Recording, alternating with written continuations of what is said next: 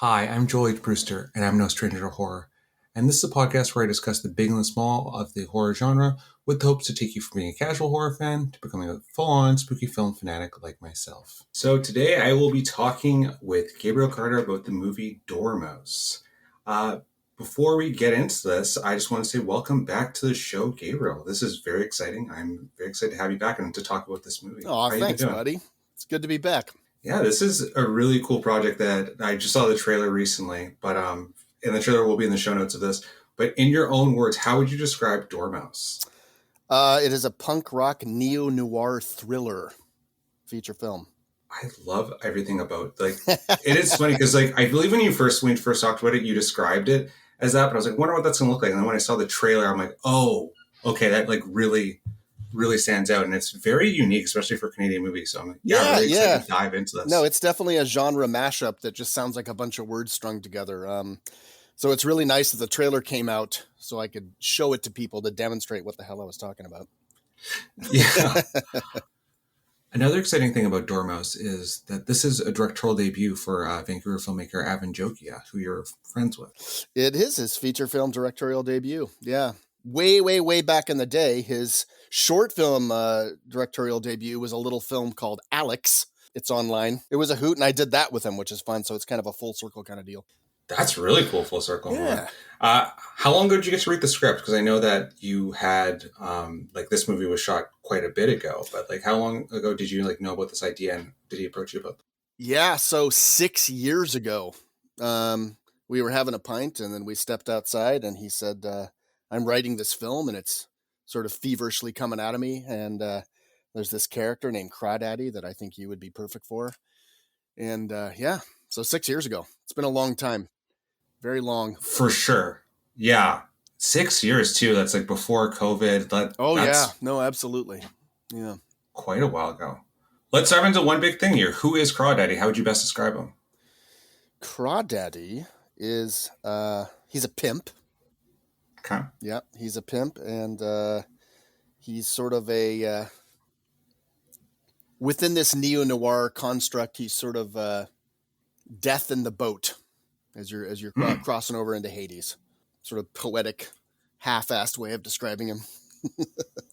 I like that usage, death in the boat. I really like that. Yeah. Because I know you've played a lot of different sides of the aisle here, because I've seen you play cops, I've seen you play killers, I've seen you play quite a few cops. I've seen it on your resume there. Yeah. What really stands out for you from playing both sides of the law? Because I believe you've played crooked cops as well as good cops, as well as I have a multitude of different characters. What really stood out as Craw Daddy, and where does he stand in that? Is he the furthest evil you've played, or is he just he is not the furthest evil that I've played. Okay. I think Craw Daddy stands out to me because one of the best, sort of most resonant pieces of direction, as I was talking with Avan about this role, is this guy's from the streets. He's very sort of rough justice, opportunistic, parasitic kind of guy. But the thing that really stood out to me was we talked about the mechanization of evil, because there's a big bad in this movie, as there usually is in films, and certainly neo-noir, that Craw Daddy is at odds with. And it's because of what I just said. It's because of the mechanization of evil that he finds abhorrent. I think that's... Oof. Yeah. Yeah, there's it's interesting. It's the more I hear you talk about the film, the more I think back to the trailer. I just feel and that's another thing I really liked about the trailer, actually. It just didn't feel like everything was given away. I'm like, oh, it feels like there's a lot more in depth in this, as opposed to trailers of, doesn't matter if it's an indie film or a giant film now, or a big budget film. I always seem to there's a lot of giving away in trailers, and this didn't really. It introduced the world very well. Well, I think one of the reasons for that is that Avan put that trailer together himself. Oh, wow. Yeah. Okay. Yeah. Because there actually are two trailers. Yeah. Yeah. There's one that was done by the marketing team, and then there's one that was done by Avan. Yeah. When I saw it, I was like, that's absolutely the tone and the mood and the threat, of the movie. So I think that anybody that saw that trailer going in to see the movie would be satisfied that the truth was being told as far as what was being marketed. And that's exciting. And for a Canadian film too, it just looks so different than as a person that's a fan of because I'm a fan of all sorts of films from over the world, and I'm liking a lot more of the products that are coming here. Mm-hmm. I do feel like this is a really unique Canadian film because we don't really have too many neo-noirs done by Canadians. The only one I can think of off the top of my head would be like Blade Runner, I guess, by Denis Villeneuve. But like outside of that, there's not too much of the neo-noir sort of style here. Mm-hmm. Yeah, no, I certainly would like to think that it's unique. The movie Brick, Rian Johnson's directorial debut, that was a huge inspiration and influence for Dormouse. For the people that aren't too familiar with the neo-noir genre, what would you recommend they watch that would get them like kind of excited for Dormouse, or should they go in very blind to the genre and kind of like pick apart that way? You know, for me, I think you should go in completely blind. I mean, personally, I just like to know the least amount possible about a film, especially if it's sort of outside the box as possible, so you can really have that experience fresh and new. You know, it's like if somebody hadn't seen Alien. Yeah. I'm sure they're right. out there. Yeah, if they hadn't seen Alien, they're like, "What is this?" And it's like, well, just experience it moment by moment. That's really cool because it makes it sound like this too would be a very good introduction to the neo-noir. Perhaps after that, people would like want to watch other like neo-noirs. If they go into I mean, this that would be lovely. Like that would be the Yeah. hope that somebody would see Dormouse and then be like, "What is this genre? Let's go check out other, stabs at it." How many weeks was it shot in? I know where it was shot. Where was because I know it was shot in Ontario, but was it Toronto and surrounding areas, or where else was it shot? So it was shot in two locations. It was shot in Sudbury, Ontario, and it was shot in Hamilton, Ontario. And when it was shot, actually, was the height of the pandemic. So this is pre vaccinations, pre everything. So when my wife, Nhi Do, who's also in the film, and I got on the plane, we looked like we were from 12 Monkeys.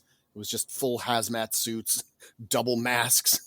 Oh wow! Yeah, and as soon as we landed, we got picked up by transport, driven right to a testing site, driven to Sudbury, which is about 3.5 hours away from Toronto, and then production read us the riot act and basically said, you can go from your hotel room to set and back, and that's it, because we can't afford anybody getting COVID and shutting the set down.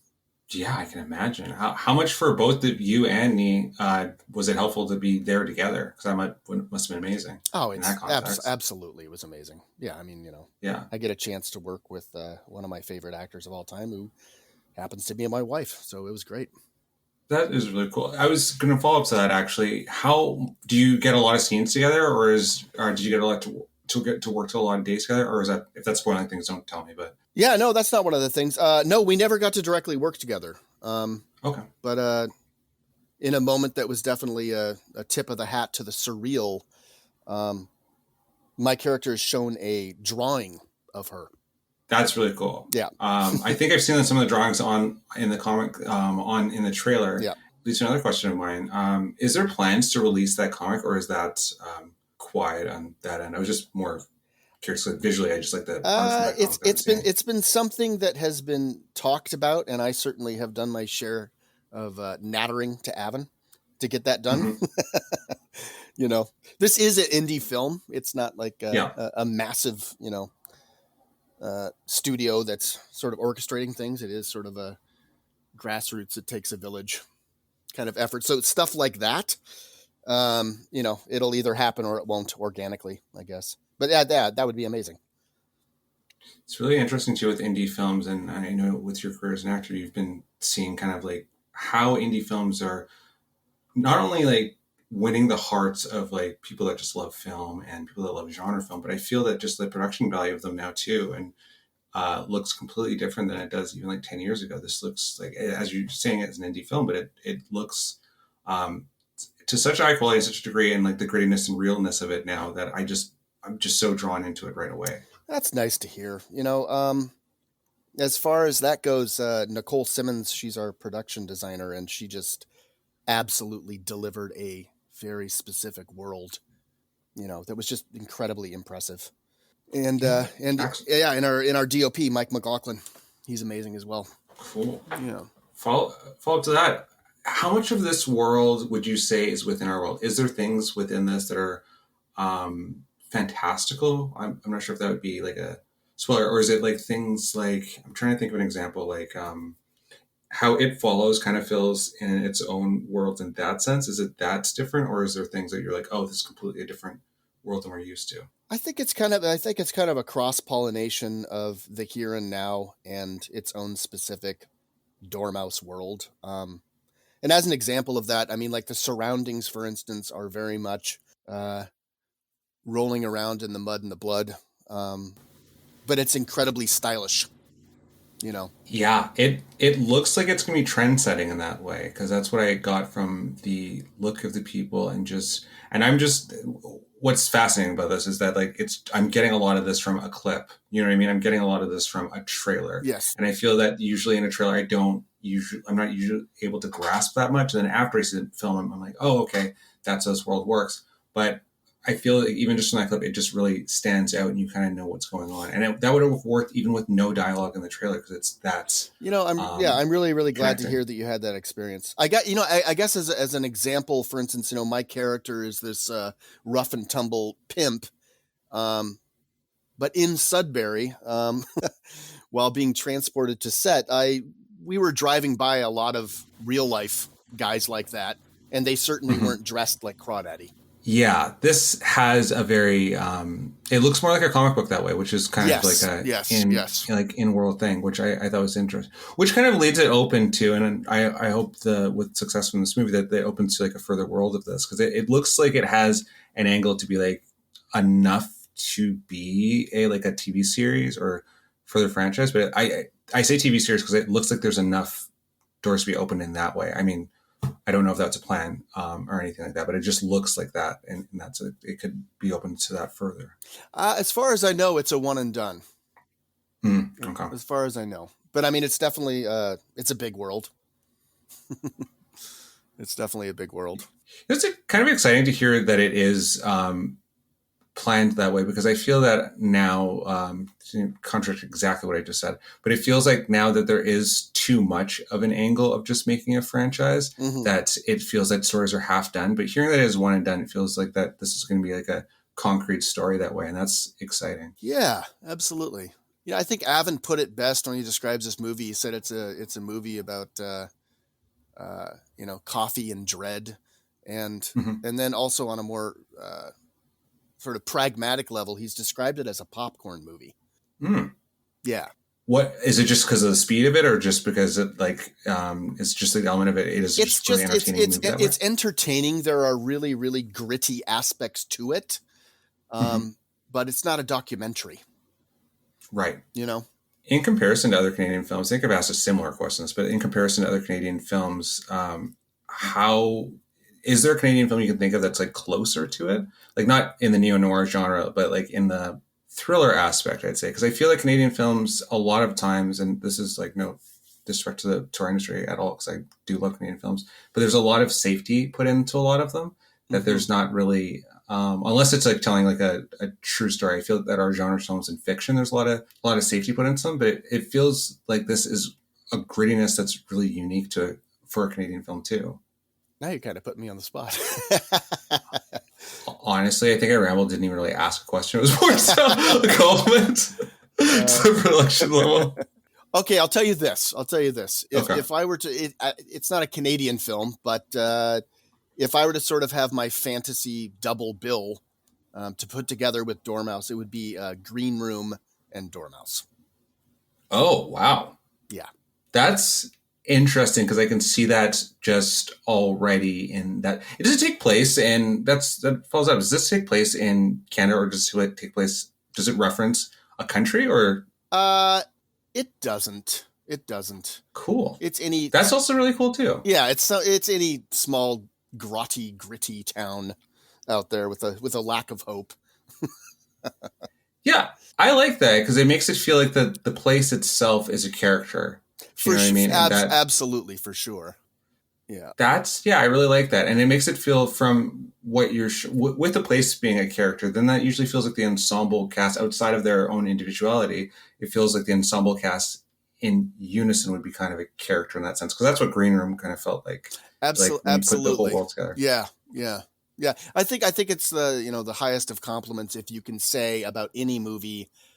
For instance, Blade Runner really stands out where, it's a Blade Runner world. Immediately people are feeling the rain on their skin and eating the noodles. and talking in the Vodafone and, Yeah.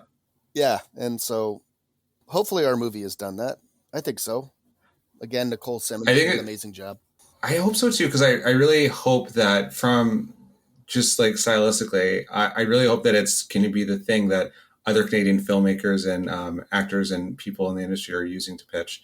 Like their movies, like it's a dormouse, but do you know what I mean? Like in that sense, because worlds, I think that'd be really cool. Something really kind of funny, apropos of nothing, I guess. But the other day I discovered on Twitter that there was these companies selling dormouse jackets and ugly blazers. Really? Yeah. All right. What? I know. Before the film has even come out, it's a weird world. That's such a fast turnover. That's really cool. I hope there's like this becomes like a Halloween sort of thing too, like where it's like that style is in there, because that could be really like that'd be really cool to see. Would you like to see like people like dressed as Craw Daddy or dressed as ugly? I mean, of course I would. Or both? I would absolutely be lying if I said I didn't want that. Of course, that made some sort of dent in the cultural zeitgeist that was, hopefully lasting. Yeah. Yeah. Outside of the neo-noir genre, is there another genre, like, would you say that it kind of fits in? Or does it have, like, heavy horror elements? Is there, like, parts of it that are I'd describe it as fantasy? a, mystery thriller, somewhere in that neighborhood. Yeah, that's pretty cool. Because especially mystery, I'm getting more... I feel that there's a lot more mysteries coming out that are mainstream that I've liked recently. Even like Bodies, Bodies, Bodies, which I thought was a very fun Gen Z mystery. And then we had obviously Glass Onion. Mm-hmm. But Mm-hmm. yeah, I like that we're getting a lot more of that cerebral sort of like, you've got to figure it out movie. I do too. I like, like everybody, I like smart, well thought out films where you have a very specific universe and world. I love superheroes as much as the next guy, but I don't want it to be the be all end all, the one thing on the menu. Yeah, it does really feel that that is kind of a takeover, which has been fun that we've been seeing some indie films do, like for instance, Megan this weekend that did really well. Mm-hmm. Yeah, and I like that that's what's getting people to come back to theaters. This movie has a theatrical run as well, right? It's kind of a It does, yeah, it does. From the 13th to the 19th. In most places, although I found a place in Tiburon, California, which is in Marin County, that's from the 13th to the 26th. They got a little boutique theater there. Yeah, it's a limited theatrical run, and then it's available on iTunes pretty much everywhere else. That's awesome. Is it going to be coming? Do you know if it'll be coming to Victoria, BC by the off chance? I can look that up, but I was just wondering if that. I don't know. I know. Okay. I know Montreal, Toronto, Vancouver, Los Angeles, New York, Tiburon, as it turns out. Those are the places that I know so far. That information might be coming to me today, actually. But, okay. Yeah. Well, I will definitely be putting that part in the show notes because I want to see it in theaters. I think that's really cool. But outside that, I'll definitely be absolutely renting it. If you get a chance to see it on the big screen, I mean, why the hell not, right? Yeah. Yeah. Do you find is it one of those films that obviously you're in one like the biggest crowd there? Is it a film that you will have to watch like more than one time? And I say that in a sense of I like to watch films more than one time. Like Men would be a good example of a movie that I watched once, liked it, then I watched it again and I loved it. Does it have those elements to be like, oh, this is a multiple watch? So I think it does. And one of the reasons why it does is because it has a lot of mise en scene or, the setting or surrounding of an event happen. So kind of a play within a play happening. Okay. In the background as the main scene is going on. Avan's very cheeky. Avan's very cheeky and he loves that element. Yeah, that's really cool.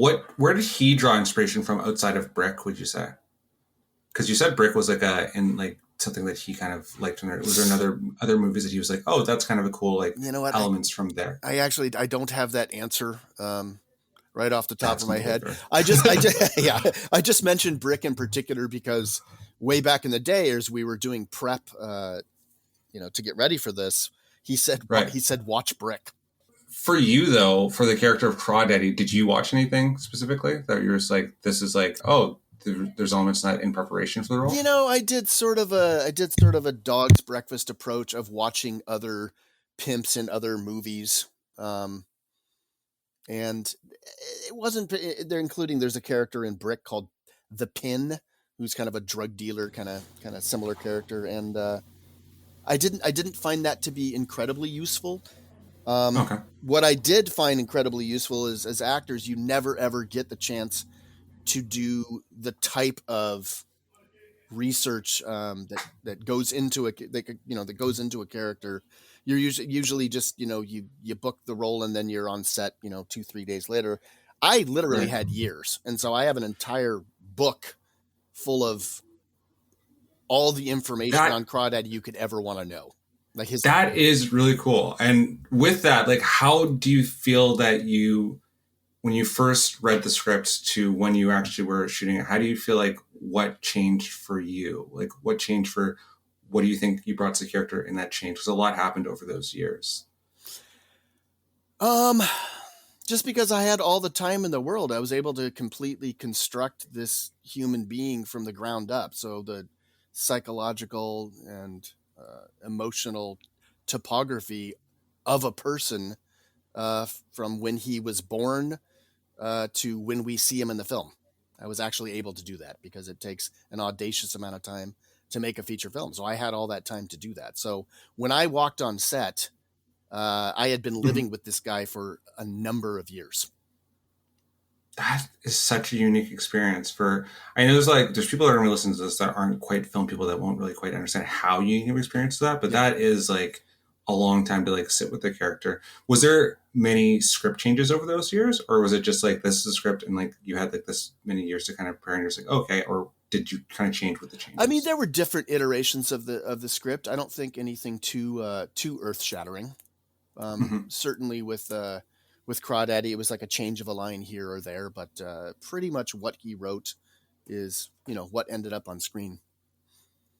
It's really cool. Also with like obviously living with like Nhi and working on this working on the same project together. Did you guys have like conversations about like, oh, this would be kind of cool elements, and like get to like run lines and do that, or for your own preparation was it like separate?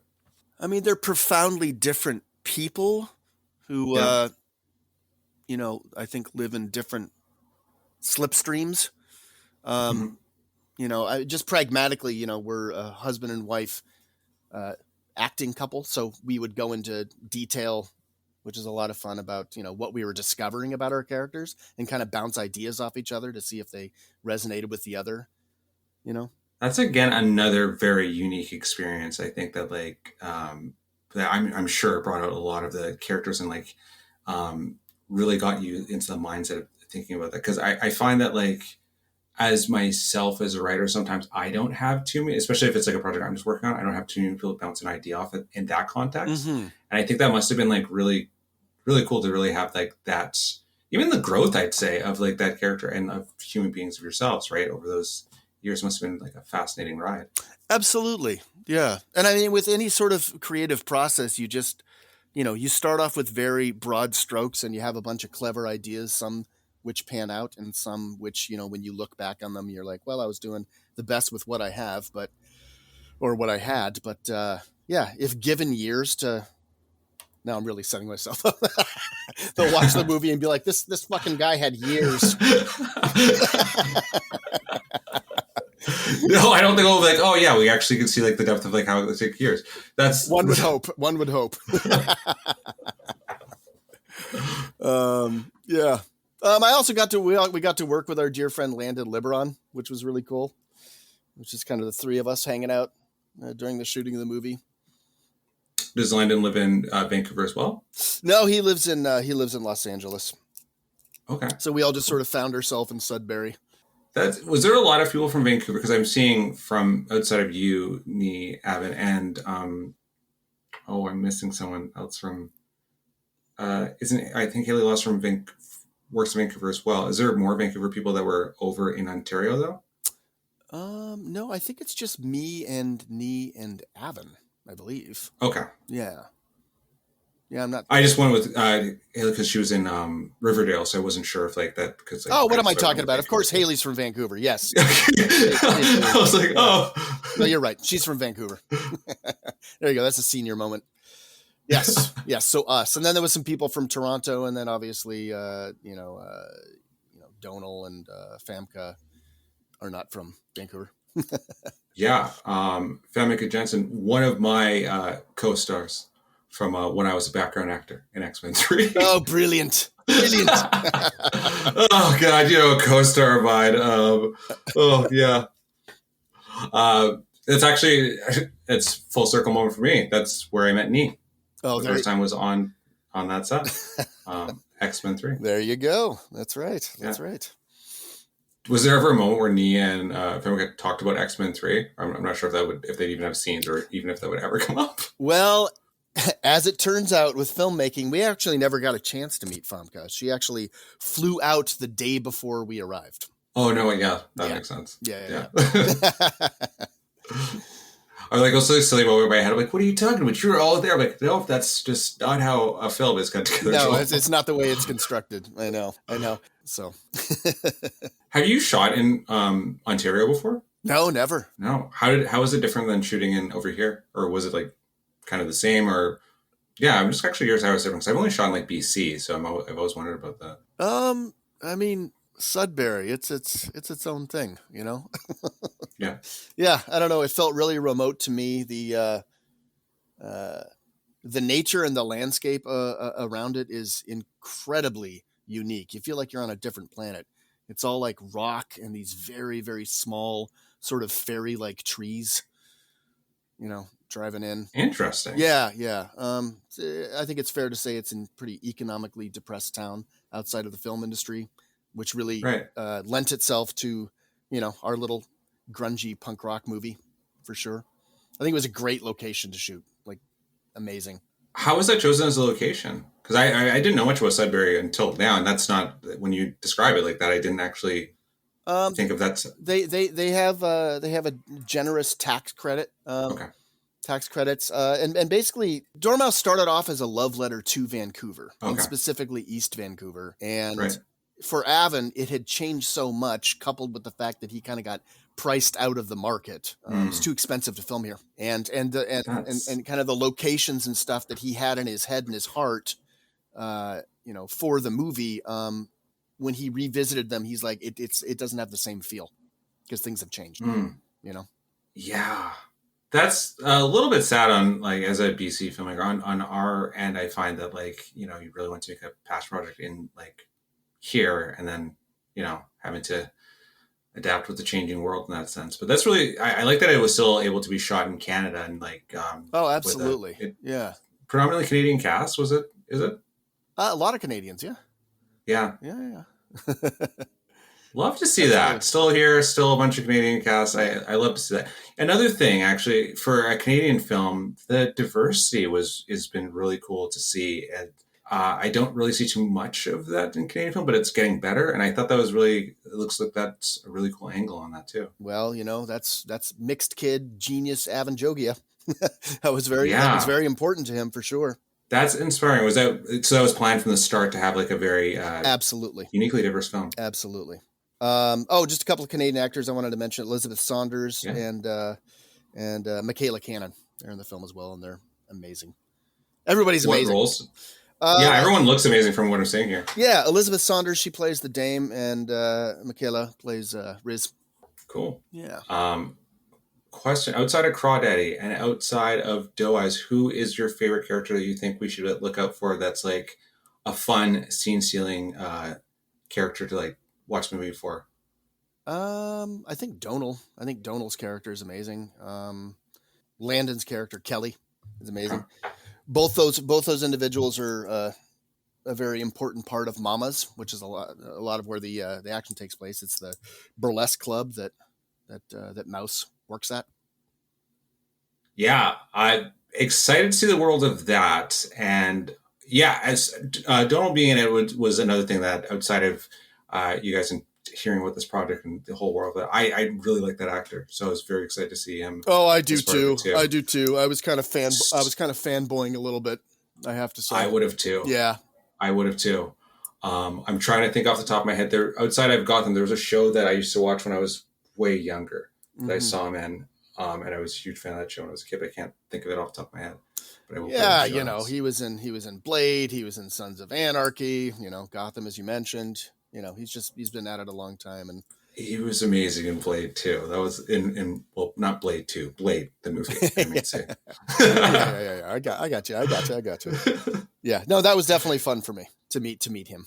It's interesting with him too, because it feels like he hasn't like in Blade 2, he kind of like looks like the same, roughly in my head, like the same age as when I saw him in this, in a sense. And in like Gotham, like he's kind of been like the same in that sense, which has been cool, because I've always like, whenever I see him, I get like excited. I'm like, oh shit, he's at this. Yeah, and I get like pumped right away. For sure. I know. I know he's a character actor. He's got that face recognition that makes us all feel warm and fuzzy and like we're in good hands. Absolutely. I think he's an underrated character actor too, because of like I actually just huge fan. I could keep on going off about it, but yeah, that's really cool. Is he underrated? Oh my god, I know. Whenever I mention his name to my nearest and dearest that aren't in the industry, they're like, who? And then I show up a picture and they're like, oh yeah, that guy. I love that guy. It's like, yeah. That's what, yeah. And it's funny that everyone has like a specific thing they know from. Like, it's like, oh, he's sort of like, it's like always like a very, and it's different for different people too. Yeah. Blade's the one I'd go with. I would say naturally would be the one I'd go with, or Gotham, I guess, would be the most recent. Yeah. But that I would go with. But yeah, for sure. Yeah. And he was in Resident Evil with Avan too. Is that actually how they met? It is how they met. Yeah. Yeah. For as far as casting goes, was that like a lot of because it's awesome that Avan got like close friends obviously in it too, and then just built this world around these different people. Did he have people in mind? Was Craw Daddy like a character he had in mind for you right away? It's like, did he have you and me like in mind for these specific characters right away, or did it just evolve and you're just like, oh, this is a character I'd like to play in this? I'm very pleased to say yes, absolutely. I mean, for instance, Nhi Do, Doe Eyes. Oh yeah. Yeah, I'm dumb and I did not put that together. No, of course, no, it's fine. No, I was very blessed that he pretty instantly was like, hey, you, Gabriel, I got a role for you. That's really cool. Was it, I guess I was going to ask more so if it was hard trying to pitch this in Canada for him, but that's more of a question I should, like, I'm not sure if you knew that on that angle, but, like I said before, it's an audacious, prospect to make a feature film, and there's a lot of no's. Yes. A lot of roadblocks. And yeah, that's why it took 6 years, Yeah. But here it is coming out January 13th. I couldn't be more excited. And Friday the 13th is such a cool day. It's like a film like release day. Like I feel like in the genre film world, like I feel it's like a cool like thing to drop and like, you know what I mean? Like on Friday the 13th. No, and I love that it's coming out in January, because around April and May, like the Marvel machine starts, you can hear the heavy footfalls rocking the entire kingdom. So we're kind of slipping in there in January. Hey. I think it's a good year already for like kind of unique like indies and like genre films in general. I feel like that. I feel like the year kind of started off in that way, and I feel like you guys are in a good spot to be the talking point for that as well. That we're going to look back at. That we're going to be like, kind of open the door for the year to start in this kind of fun, unique world sort of way. For sure. Very exciting. That's at least how I'm seeing it. That I'm like, oh, you guys are starting the year off, and it's starting off as already a strong year, because I got some other like kind of indie films that are coming out this year, but they're and like the later kind of April things like that. And I like that I've got something to really look forward to like next week, which is this week. Sorry, I forgot what day I was. This week. I can't tell time. Yeah, for sure. I don't want you to spoil anything for me, and that's the main thing. I actually had questions built around not having this like spoiled for myself as well. Oh, for sure. Yeah. No, I think I've babbled on enough, and I think that we have a good, healthy chunk of hopefully inspiring information. I think so. Yeah. I think so. I think people are going to be very excited to see it, and I'm excited to talk about this movie a lot more this week with absolutely everyone and mention it a ton of times on my page there. Gabriel, where can everyone find you on social media to ask you questions and to not ask you specifically on the movie, but just to give you praise about the movie? Where can they find you on social media? My Instagram handle is G Carter to the max, because I'm ridiculous. So it's a great Instagram handle. It's an Instagram handle where you hear it and you're like, oh yeah, that guy's of a certain age. Yeah, absolutely. Probably has a Hotmail account. I don't, but it tracks. It feels like it does have it feels like you would have a Hotmail account with that exact handle though. It feels like that would go together really well with one. Right. Yeah. And for everyone listening, you can find me at West Coast Strange on Instagram as well as Twitter.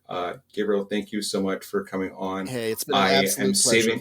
And I'm saving a lot more for this of when the film comes out, and we're going to give people some time to see it. And then I'd love to have you and Nhi back on, or just you to talk a lot more about this movie once everyone's seen it. But I'm very excited, and congratulations to you, Nhi, and Avan and the entire team, because it looks phenomenal, and I'm very proud of everyone. And it excites me as a Canadian. It excites me as your friend. And I am forever a fan of yourself and Nhi. And I think this is a beautiful project I'm very excited about. So just want to say that. Obviously. Thank you so much. Fantastic.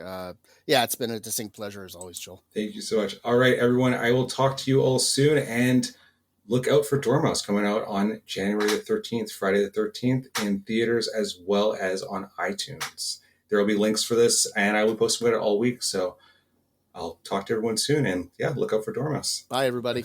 Cheers. Bye.